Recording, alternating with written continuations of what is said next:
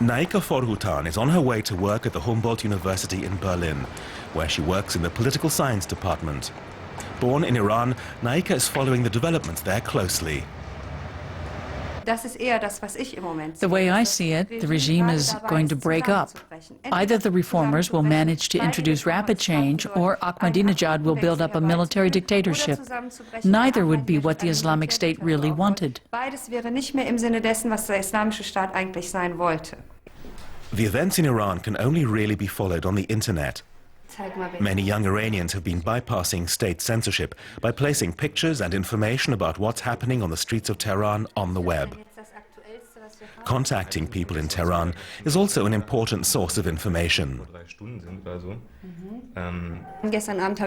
Yesterday evening I spoke to my grandmother. It was 12:15, but you could still hear shooting in the background, even though here in the news they said everything was quiet. So I can best catch up on what's happening by speaking to friends and relatives there.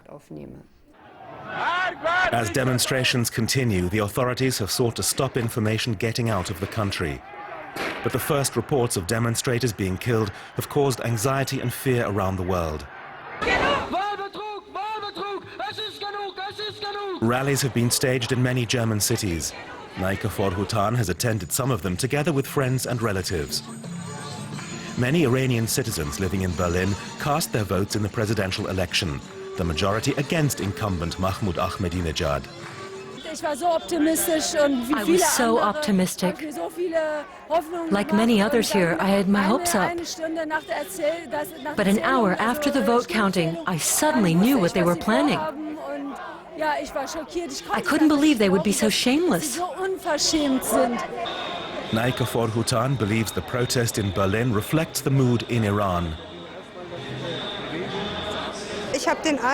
I have the impression that everyone is coming together for the same reason, and that is to stop this election fraud going through and to try, together with the people in Iran, to bring about change and do away with this rigid regime of the past 30 years. Everyone here shares that hope, but opinions differ widely on how Iran should best move forward towards democracy. You notice that even here in Berlin, where there are demonstrations going on in different places, people don't really accept each other, and they don't see that everyone now needs to unite against the system. As well as the protesters on the streets, politicians from across the political spectrum have also condemned the election in Iran. Whatever happened during the election, however the votes were counted, right from the start, it was not a democratic vote, it was rigged. Violence must not be used against peaceful demonstrators. The election fraud needs to be fully clarified. If necessary, the vote should be declared void. The people should have their vote. We are standing with the Iranians.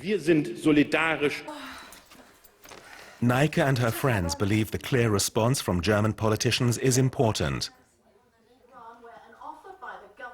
But right now, every day brings fresh news of protests in Iran without any sign of tensions easing. The sense of euphoria and hope is giving way to mounting concern.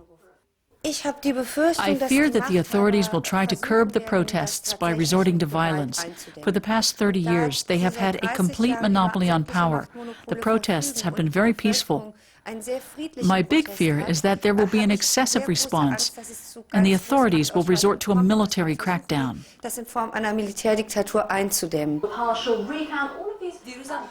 More deaths and more arrests. That's what the Iranians in Berlin are most concerned about. An Iran moving not towards reform, but towards even less freedom than before.